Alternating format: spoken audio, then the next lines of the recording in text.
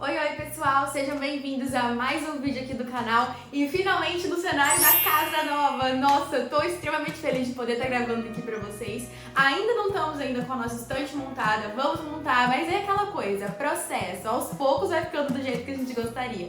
Mas, sem mais delongas, hoje aqui vim falar com vocês sobre o livro da Rebecca Ross, que ganhou o meu coração. A princípio, eu vi esse livro, me interessei por ele só pela capa porque eu achei bonita e eu não fazia ideia sobre o que o livro falava, mas eu não poderia ter ficado mais feliz com a surpresa que esse livro me trouxe.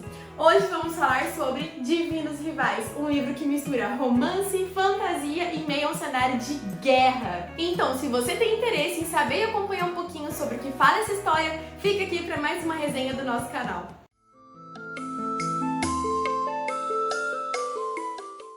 Divinos Rivais é um livro de fantasia que vai passar em um cenário de guerra entre duas divindades.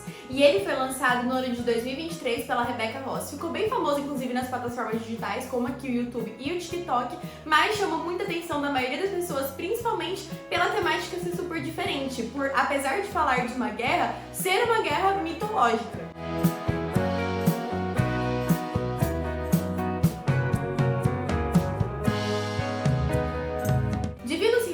Vai tratar principalmente sobre a história da nossa protagonista, Iris Winnow, e o seu rival de trabalho, que é o Roman Keith. Os dois trabalham como jornalistas em um jornal muito importante da cidade deles e os dois estão ali meio que no cargo de estagiário para ver quem vai conseguir o cargo como colunista. Então os dois acabam tendo uma relação estritamente profissional de rivalidade mesmo, porque apenas um deles vai sair com o cargo e quem se vê melhor, quem se destacar mais ali naquele meio é que vai acabar ganhando a oportunidade de ter o trabalho fixo. Nessa guerra que está acontecendo ali no meio tempo em que os dois estão disputando esse cargo de emprego, ela vai se tratar sobre duas divindades que estão ali disputando por território. E nesse meio tempo, em que eles estão nessa luta pelo emprego e essa guerra acontecendo, o irmão da Iris desaparece porque ele acaba se voluntariando como soldado. E enquanto ela tá ali esperando receber notícias do irmão, ela acaba criando o costume de escrever cartas pra ele. E nessas cartas que ela vai escrevendo pra ele, ela coloca todos os seus medos e angústias. Ela até acaba perdendo a expectativa, a esperança de receber uma carta em resposta. Ela acaba criando aquilo ali como um hábito de se comunicar com o irmão, que ela não consegue ver mais.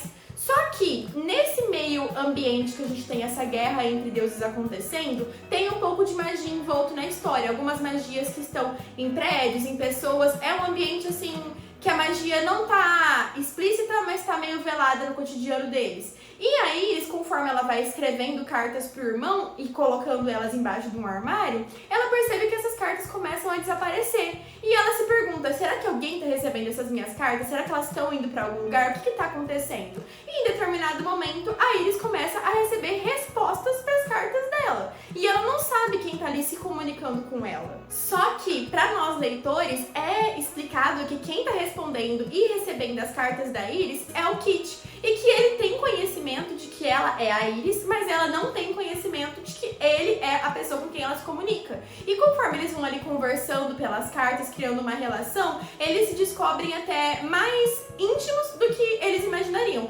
Apesar da Iris não saber que era o Kit acaba cada dia após dia, desenvolvendo um carinho por ela, por meio dos relatos e fragmentos que ela solta ali como se fosse pro irmão, pra ele, e ele acaba desenvolvendo um sentimento de empatia até pela Iris. No livro, a gente vai descobrir que a Iris, ela é uma personagem muito forte, muito determinada e que ela guarda muita tristeza, querendo ou não, dentro dela, porque o melhor amigo dela, o irmão, acaba desaparecendo e ela se vê muito sozinha, numa situação em que ela só tinha o irmão e a mãe é uma pessoa bêbada que não contribui em nada pra casa delas.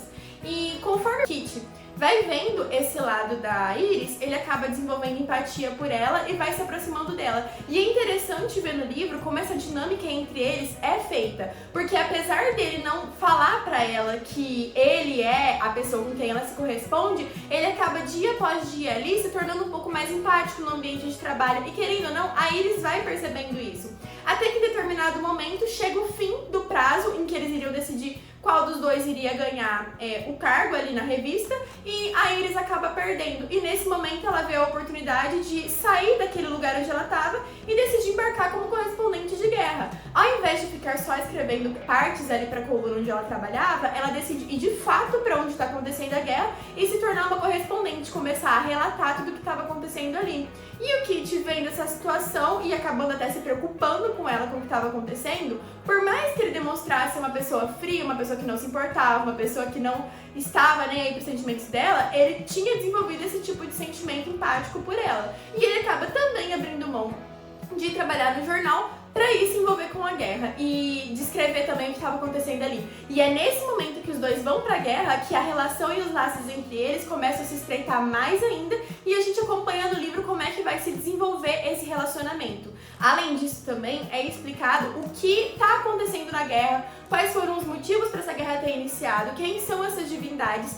E essa saga, ela é uma duologia, né? Esse aqui é o primeiro livro. Eu ainda não li o segundo, tô doida pra ler. Assim que eu ler, eu trago a resenha aqui pra vocês.